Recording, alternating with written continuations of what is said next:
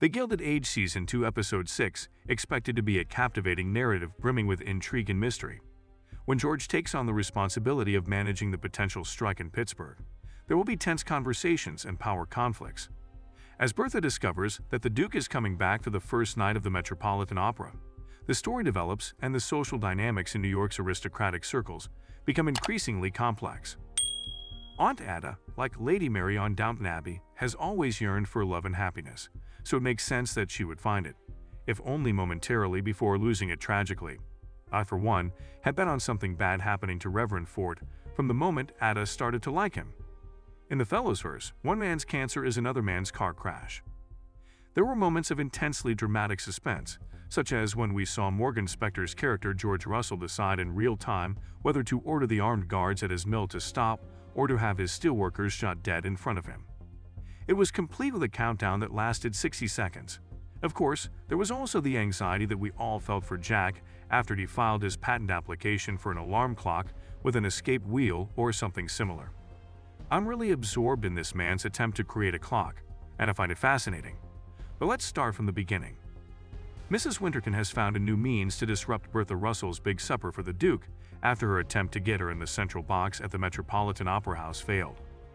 Mrs. Winterton feels that the center box is owed to her because she brought several of her wealthy, old money friends to the Met, doing Bertha a favor. Having complete awareness that this is Bertha's box, Bertha is obviously unaware of Mrs. Winterton's attempted sabotage during the Duke's dinner. If she were, she probably would have been much more adamant about this.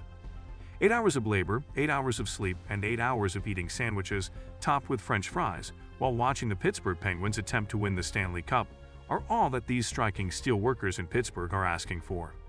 They are going on strike with full knowledge that scabs have been hired to take their place and that they will be in grave danger on the picket lines since National Guard troops will be stationed there in large numbers.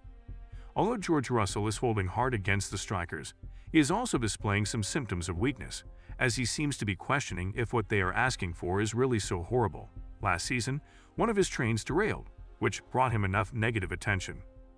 Even though George is focused on the strike, he takes a moment to have a side conversation with Mr. Gilbert, the director of the Met. While riding in his opulent private train, George reminds Gilbert about the person who covered the cost of the Met's construction when they had previously ran out of money, Mr. Russell. It was Mr. Russell who was the unseen sponsor. As a result, he anticipates that his wife will receive any box at the Opera House that she so chooses. George warns Mr. Gilbert that he had better get Bertha's box back to her or face the consequences because he is caught between the feuding Russells and Wintertons. Marian was introduced to the world of old money and New York society in the first season of The Gilded Age, which also had a dull and uninteresting love affair for her. As a matter of fact, Marian's life was a complete waste. Thankfully, she plays a less important role in the story this time around, and that was a smart decision. Marian's love life is complicated and interesting, and her teaching career has given her old Aunt Agnes some amazing opportunities to bash her niece and the impoverished. Of course, we can laugh at these jokes about a bunch of indigents and beggars, because really the joke is on the callous rich people making them, right? Marian wants to find the one. Although Cousin Dashiell seems like a good fit on paper, aside from the scene where he tells her, "It's not as if you're a real teacher," this week, Marian isn't feeling butterflies in her corset for him. Instead, it seems like she might be hoping for Larry Russell. Marian has grown on me, and I enjoy the way Jacobson is portraying her now. She's subtly striving to normalize women's independence while being true to her historical roots without being too obvious. She's also mastered the art of the courteous but indifferent smile, which she consistently uses with Dashiell and his daughter Frances. Every woman who has ever found herself unable to escape the unwanted attention of a man they don't know how to reprimand wears this all too familiar expression. Rather than go to the party at the Botanical Park to mark the opening of the solarium that Dashiell's family has donated, she decides to spend the afternoon teaching the underprivileged hobbledehoys how to read and write. Marian goes, and that's when she discovers it's a proposal ambush. Even though the school's headmistress is like, "Marian, what are you doing with these pores? Get over to the garden for that party." Marian is compelled to accept in front of everyone when Dashiell drops to one knee, and no amount of grace can make her get up from there. Aunt Ada and Larry Russell seem to know instinctively that Marian isn't feeling any of this, so they seem to be the only ones who are unhappy for her. After being pursued by a group of irate white Southerners, Peggy, Denny Benton, returned from Alabama safely and decided to write about the experience she and T. Thomas Fortune, Sullivan Jones, had there. After their kiss, she was clearly confused about her relationship with him. But now that they're working even more closely together, it's difficult to keep her professional feelings apart from her romantic thoughts. Peggy, however, also has a new assignment that involves reporting on the closing threats facing black schools in New York. In an attempt to educate Peggy about the injustices they experience, her mother has connected her with Sarah Garnett, Melanie Nichols Kane, a real-life educator and activist who served as principal of one of the city's only black schools. Once more, Peggy and Fortune find themselves in a position to break a significant story. But Peggy worries that the appearance of a woman and a guy working so closely together may raise questions. Everyone downstairs, with the exception of Mrs. Armstrong, the old naysaying witch, chips in money to pay the $15 required for the patent application because Jack's new clock part truly works. Seeing the teamwork among the Russell family's servants last week as they managed to thwart Mrs. Winterton's plans was truly remarkable, and witnessing this show of support among the Van Ryn family's servants this week is also a great gift. All I'd want is for good people to do good things.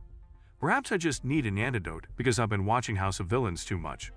Even Aunt Agnes is becoming more kind-hearted despite all of her cruel jabs at Marion and Ada this season. She offers her support when she learns of Jack's initiatives, saying, "I like the idea of supporting an inventor." Sadly, Jack's lack of membership in a horological association results in the patent being denied. Mrs. Bauer inquires, "Horological?" But it appears that Bannister isn't ready to let his young charge give up on his goals just yet. The tragic part of it all is that Reverend Ford is a cancer patient. I have a sore back, so this news is quite unfortunate for me. This week has been a true WebMT spiral for me. Back spasm tumor, bad back cancer. Ada finds it quite unfortunate as well. The honeymoon period is literally over as soon as it starts. Luke's back achy turns out to be his death, and she and he have just returned from Niagara Falls.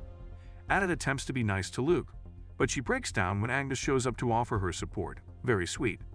Why is it not possible for Ada to be happy?